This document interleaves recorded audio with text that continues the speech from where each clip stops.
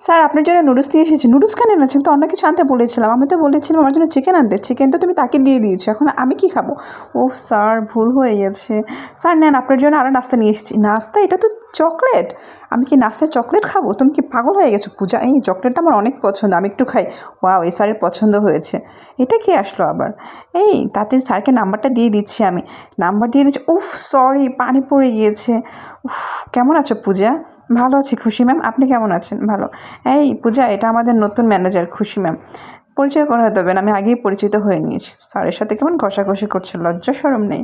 Sir, আমাদের আজকে তো পার্টিতে যাওয়ার কথা। স্যার আমি তো রেডি হয়ে গিয়েছি, চলেন।